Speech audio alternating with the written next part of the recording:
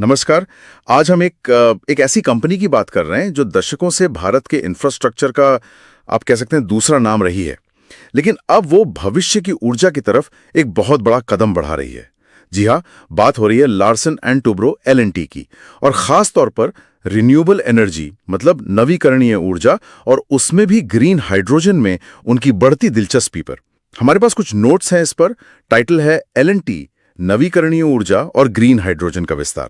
तो आज हम इन्हीं नोट्स को खंगालेंगे, समझने की कोशिश करेंगे कि एल&टी की ये रणनीति क्या है, सऊदी अरब की एसीओडब्ल्यू पावर के साथ जो उनकी डील हुई है उसके क्या मायने हैं, और हाँ, ऊर्जा के भविष्य के लिए ये सब क्या संकेत देता है। शुरू करते हैं एक आंकड़े से जो सच में ध्यान खींचता है। एल&टी की टोटल ऑर्डर बुक करीब 6,12,800 करोड़ रुपए। ये अपने आप में तो खैर बहुत बड़ा आंकड़ा है ही, लेकिन जो ज्यादा इंटरेस्टिंग बात है वो ये कि इसका एक बड़ा हिस्सा, और वो हिस्सा लगातार बढ़ भी रहा है, वो फ्यूचर एनर्जी यानी रिन्यूएबल और ग्रीन हाइड्रोजन प्रोजेक्ट से आ रहा है। चलिए इसी को थोड़ा और खोलते हैं। तो ये 6,12,800 करोड़ की ऑर्डर बुक, ये सिर्फ साइज की बात नहीं है ना? ये एल&टी के स्केल को दिखाता है। पर इसमें ये जो रिन्यूएबल एनर्जी और ग्रीन हाइड्रोजन का हिस्सा बढ़ रहा है, ये किस तरह का बदलाव है? क्या ये कंपनी की दिशा में कोई बड़ा मोड़ है? बिल्कुल, ये सिर्फ एक नंबर नहीं है, ये एक कहानी कह रहा है। ये दिखाता है कि एल&टी की स्ट्रैटेजी में एक बड़ा शिफ्ट आ रहा है। देखिए, सालों से हम एल&टी को जानते हैं पुल, सड़कें, फैक्ट्रीज बनाने वाली एक बहुत बड़ी इंजीनियरिंग कंपनी के तौर पर। लेकिन ये आंकड़ा, और खासकर इसका कॉम्पोजिशन, मतलब इसमें क्या क्या शामिल है, वो बताता है कि कंपनी अब ट्रेडिशनल इंजीनियरिंग के साथ साथ, या शायद उससे भी आगे जाकर, फ्यूचर एनर्जी टेक्नोलॉजीज, खासकर ग्रीन हाइड्रोजन, इसमें ग्लोबल प्लेयर बनने का इरादा रखती है। ये सिर्फ मार्केट शेयर बनाए रखना नहीं है, ये भविष्य का बाजार बनाने की कोशिश है एक तरह से। और इसी स्ट्रैटेजी का एक ठोस उदाहरण अभी हाल में ही देखने को मिला है। एल&टी की एक खास यूनिट है एल&टी रिन्यूएबल्स, रेनू भी कहते हैं इसे।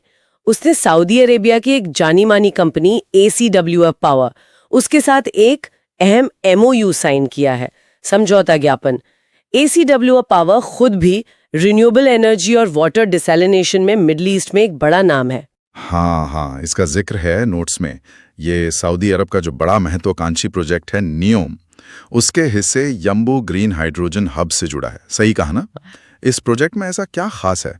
नोट्स तो यही बताते हैं कि ये पूरी तरह सोलर और विंड एनर्जी पर बेस्ड होगा। सुनने में जितना इंप्रेसिव है उतना ही मुश्किल भी होगा शायद। बिल्कुल सही। यंबू प्रोजेक्ट की सबसे खास बात यही है कि ये पूरी तरह से ग्रीन हाइड्रोजन बनाने पर फोकस्ड है। मतलब हाइड्रोजन बनाने का जो प्रोसेस है, इलेक्ट्रोलाइसिस, उसके लिए जो बिजली इस्तेमाल होगी वो पूरी की पूरी रिन्यूएबल सोर्स से आएगी, मेनली सोलर और विंड एनर्जी। इससे कार्बन एमिशन लगभग 0 होगा, और यही चीज इसे ट्रेडिशनल ग्रे हाइड्रोजन जो नेचुरल गैस से बनता है उससे एकदम अलग बनाती है। इस तरह के प्रोजेक्ट की कॉम्प्लेक्सिटी समझने के लिए इसके कंपोनेंट्स देखने जरूरी हैं, जैसा नोट्स में भी बताया गया है। इसके रिन्यूएबल और ग्रिड स्कोप में कई चीजें हैं। पहला, एक बहुत बड़ा सोलर PV प्लांट, मतलब फोटोवोल्टिक सौर ऊर्जा संयंत्र। ये सीधे सूरज की रोशनी को बिजली में बदलेगा, और मिडिल ईस्ट में तो सोलर रेडिएशन वैसे भी बहुत अच्छा होता है, तो बड़े स्केल के लिए आइडियल है। दूसरा, विंड पावर प्लांट, पवन ऊर्जा संयंत्र। यह हवा की काइनेटिक एनर्जी से बिजली बनाएगा। कोस्टल इलाकों में अक्सर विंड पोटेंशियल अच्छा होता है। और जैसा हम जानते हैं, सोलर और विंड ये तो हमेशा एक जैसे नहीं मिलते। रात में सूरज नहीं होता, हवा कभी तेज कभी धीमी, तो फिर लगातार बिजली कैसे मिलेगी? नोट्स में बैटरी एनर्जी स्टोरेज सिस्टम मतलब BESS का भी जिक्र है। हाँ, बिल्कुल। और यहीं BESS का रोल बहुत बहुत जरूरी हो जाता है। BESS यानी बैटरी एनर्जी स्टोरेज सिस्टम। जब सोलर और विंड प्लांट जरूरत से ज्यादा बिजली बना रहे होते हैं, तो वो एक्स्ट्रा एनर्जी बड़ी बैटरीज में स्टोर हो जाती है। फिर जब प्रोडक्शन कम हो, जैसे रात में, या जब हवा ना चल रही हो, तब इन बैटरीज से पावर ली जा सकती है। ये न सिर्फ 24 घंटे सप्लाई में मदद करता है, बल्कि ग्रिड को स्टेबिलिटी भी देता है। और ग्रीन हाइड्रोजन बनाने के लिए, खासकर इलेक्ट्रोलाइजर को लगातार चलाने के लिए, ये बिना रुके बिजली की सप्लाई बहुत जरूरी है। इसके अलावा प्रोजेक्ट के दायरे में सब स्टेशन और ट्रांसमिशन लाइंस भी हैं। सब स्टेशन वोल्टेज कंट्रोल करते हैं ताकि बिजली दूर तक भेजी जा सके, और ट्रांसमिशन लाइनें उसे प्रोडक्शन साइट से यूज पॉइंट तक, जैसे इलेक्ट्रोलाइजर प्लांट तक ले जाती हैं। ये सारे हिस्से मिलकर एक इंटीग्रेटेड सिस्टम बनाते हैं जो यांबू जैसे बड़े ग्रीन हाइड्रोजन हब के लिए जरूरी है, ताकि भरोसेमंद और पूरी तरह ग्रीन एनर्जी मिले। एलएनटी का जो ईपीसी का अनुभव है ना, इंजीनियरिंग, प्रोक्योरमेंट, कंस्ट्रक्शन, वो यहाँ बहुत काम आएगा, क्योंकि इतने सारे मुश्किल हिस्सों को जोड़ना और चलाना एक बड़ी इंजीनियरिंग चुनौती है। समझ गया। तो एलएनटी न सिर्फ अपनी ऑर्डर बुक में रिन्यूएबल्स का शेयर बढ़ा रही है, बल्कि एसीडब्ल्यूएफ पार के साथ मिलकर सऊदी अरब में एक बहुत एडवांस्ड और पूरी तरह ग्रीन हाइड्रोजन प्रोजेक्ट बनाने में भी शामिल हो रही है। सुनने में तो ये सब बहुत अच्छा लगता है, लेकिन अब आते हैं असली सवाल पर। इस डील का और इस पूरी रणनीति का एलएनटी कंपनी और उसके इन्वेस्टर्स के लिए क्या मतलब है? नोट्स कहते हैं कि लॉन्ग टर्म में पॉजिटिव ग्रोथ होगी, पर क्या ये वाकई इतना सीधा है? देखिए, लॉन्ग टर्म के नजरिए से देखें तो संभावनाएं तो यकीनन मजबूत दिखती हैं और नोट्स भी इसी पर जोर दे रहे हैं। इसके कई कारण हैं। पहला तो है ग्लोबल ग्रीन हाइड्रोजन मार्केट का जबरदस्त ग्रोथ पोटेंशियल। दुनिया भर में सरकारें, कंपनियां सब 2050 तक नेट जीरो का टारगेट लेकर चल रही हैं और ग्रीन हाइड्रोजन को स्टील, सीमेंट, हैवी ट्रांसपोर्ट जैसे जो मुश्किल सेक्टर है ना, उनको डीकार्बनाइज करने का एक बड़ा सॉल्यूशन माना जा रहा है। अंदाजा है कि मार्केट अगले कुछ दशकों में $1 ट्रिलियन का हो सकता है। तो एलएनटी जैसी कंपनियां जो जल्दी और सही तरीके से इस फील्ड में उतर रही हैं, वो इस मौके का फायदा उठाने के लिए अच्छी पोजीशन में होंगी। दूसरा, इंटरनेशनल प्रेजेंस और रेपुटेशन। ये जो सौदा है, ये एलएनटी को MENA रीजन, मतलब मिडिल ईस्ट और नॉर्थ अफ्रीका में एक बड़ा ईपीसी प्लेयर बनाएगा, खासकर एनर्जी ट्रांजिशन के क्षेत्र में। सऊदी अरब और दूसरे गल्फ देश अपनी इकोनॉमी को तेल से आगे ले जाने के लिए रिन्यूएबल एनर्जी में भारी निवेश कर रहे हैं। यंबू जैसे बड़े प्रोजेक्ट में शामिल होने से एलएनटी की क्रेडिबिलिटी बढ़ेगी और फ्यूचर में उस रीजन में और भी बड़े कॉन्ट्रैक्ट्स मिलने के चांसेस खुलेंगे।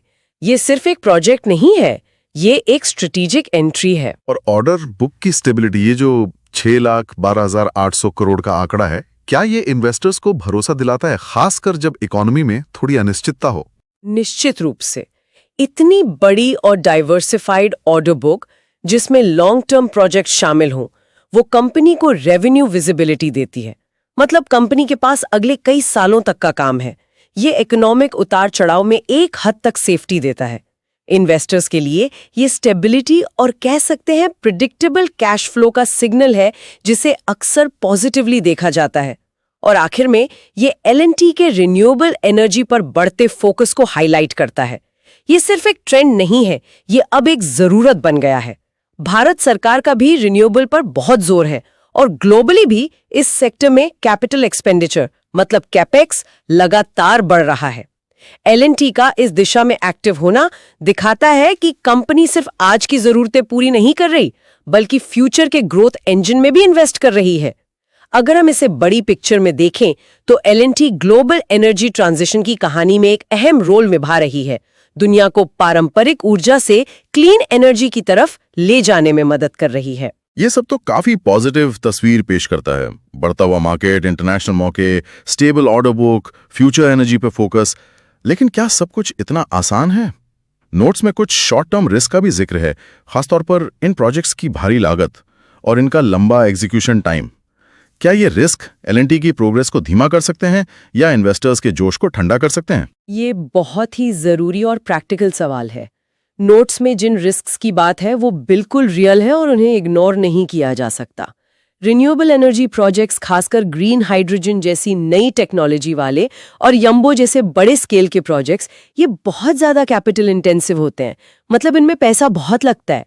शुरुआत में ही अरबों डॉलर का इन्वेस्टमेंट चाहिए होता है। एलएनटी को इन प्रोजेक्ट्स के लिए भारी कैपिटल जुटाना होगा और उसे मैनेज करना होगा। इसके साथ ही इनका एग्जीक्यूशन टाइमलाइन लंबा होता है। ऐसे कॉम्प्लेक्स प्रोजेक्ट्स को डिजाइन करने, जरूरी अप्रूवल लेने, इक्विपमेंट खरीदने, बनाने और चालू करने में कई साल लग सकते हैं। इस दौरान कई तरह की दिक्कतें आ सकती हैं। सप्लाई चेन में रुकावटें, टेक्निकल प्रॉब्लम्स, रेगुलेटरी चेंजेस या कॉस्ट बढ़ जाना। इसका मतलब है कि इन्वेस्टमेंट पर रिटर्न मिलने में टाइम लगेगा। कंपनी के प्रॉफिट पे एकदम से कोई बड़ा जंप शायद ना दिखे, बल्कि शुरू के सालों में मार्जिन पर प्रेशर भी दिख सकता है। तो क्या ये कहा जा सकता है कि एल&टी एक लंबा दांव खेल रही है, जिसमें शुरू में मुश्किलें और अनिश्चितताएं हैं? इन्वेस्टर्स को इसे कैसे देखना चाहिए? बिल्कुल, ये एक स्ट्रैटेजिक लॉन्ग टर्म इन्वेस्टमेंट है। इसे क्वार्टर दर क्वार्टर नतीजों के नजरिए से देखना शायद ठीक नहीं होगा। इसमें पेशेंस चाहिए होगा। इन्वेस्टर्स और एनालिस्ट्स को ये समझना होगा कि एल&टी फ्यूचर के एक बहुत बड़े मार्केट के लिए नींव रख रही है। शॉर्ट टर्म रिस्क है और एग्जीक्यूशन बहुत क्रिटिकल होगा। एल&टी का जो दशकों का एक्सपीरियंस है कॉम्प्लेक्स प्रोजेक्ट संभालने का, वो यहाँ काम आ सकता है। लेकिन ग्रीन हाइड्रोजन एक नया एरिया है, तो एक लर्निंग कर्व भी होगा।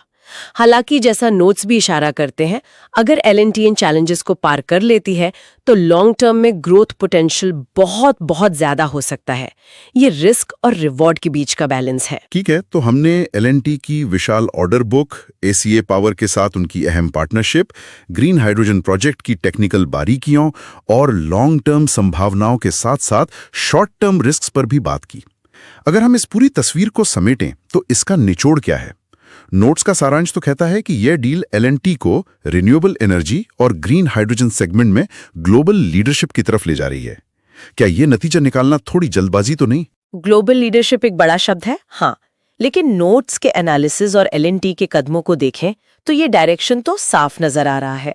यन्बू प्रोजेक्ट का स्केल और उसकी टेक्निकल एम्बिशन उसे दुनिया के सबसे बड़े ग्रीन हाइड्रोजन प्रोजेक्ट्स में से एक बनाती है। इसमें सफलतापूर्वक हिस्सेदारी एल&टी को इस फील्ड में दुनिया के टॉप ईपीसी कंपनियों में शामिल कर देगी। ये सिर्फ इंडिया ने नहीं, बल्कि ग्लोबल स्टेज पर एल&टी की पोजीशन को मजबूत करेगा। तो लीडरशिप की तरफ एक मजबूत कदम तो ये जरूर है। और जैसा हमने पहले भी कहा, ये कहानी सिर्फ एल&टी की नहीं है, ये पूरे एनर्जी और इंजीनियरिंग सेक्टर में हो रहे एक बड़े स्ट्रक्चरल चेंज का आईना है। हम देख रहे हैं कि कैसे वो कंपनियां जो ट्रेडिशनल रूप से फॉसिल फ्यूल्स या हेवी इंडस्ट्री से जुड़ी थी, अब एक्टिवली ग्रीन टेक्नोलॉजीज में इन्वेस्ट कर रही हैं और अपने बिजनेस मॉडल्स बदल रही हैं।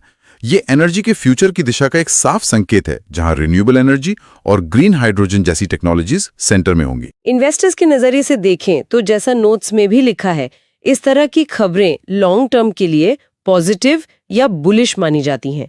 बुलिश यानी मार्केट को उम्मीद है कि कंपनी आगे अच्छा करेगी।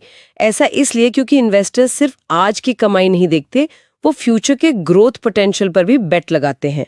ग्रीन हाइड्रोजन और रिन्यूएबल एनर्जी फ्यूचर के ग्रोथ एरियाज माने जाते हैं। इसलिए एल&टी का इस फील्ड में मजबूती से उतरना इन्वेस्टर्स को अट्रैक्ट करता है, खासकर उनको जो ESG यानी एनवायरनमेंट, सोशल और गवर्नेंस फैक्टर्स पर ध्यान देते हैं। ये दिखाता है कि मार्केट एल&टी की इस स्ट्रैटेजी को सही दिशा में एक कदम मान रहा है। तो कुल मिलाके आज हमने देखा कि एल&टी अपनी इंजीनियरिंग महारत का इस्तेमाल करते हुए ACW पावर जैसे स्ट्रेटेजिक पार्टनर्स के साथ मिलकर रिन्यूएबल एनर्जी और खास तौर पर ग्रीन हाइड्रोजन के क्षेत्र में एक बड़ा खिलाड़ी बनने की राह पर है। ये एक महत्वाकांक्षी सफर है जिसमें बहुत बड़े अवसर हैं, लेकिन साथ ही कैपिटल इंटेंसिटी और एग्जीक्यूशन जैसे चैलेंजेस भी हैं। तकनीकी रूप से जटिल ग्रीन हाइड्रोजन प्रोजेक्ट्स जो पूरी तरह रिन्यूएबल एनर्जी पर निर्भर हैं, उन्हें हकीकत बनाने के लिए किस लेवल के global corporation, technical innovation, policy support और सबसे जरूरी फाइनेंशियल इन्वेस्टमेंट की जरूरत होगी। ये सिर्फ एक या दो कंपनियों का काम नहीं है। क्या हमारे global financial systems, international agreements और टेक्नोलॉजी शेयरिंग के मैकेनिज्म्स इस स्केल के एनर्जी ट्रांजिशन को जरूरी रफ्तार देने के लिए तैयार हैं? ये सोचना जरूरी है कि इस बदलाव को असलियत बनाने के लिए दुनिया को मिलकर किन रुकावटों को पार करना होगा और किन मौकों का फायदा उठाना होगा। ये सिर्फ एल&टी या सऊदी अरब का भविष्य नहीं, ये ग्लोबल एनर्जी के भविष्य से जुड़ा सवाल है।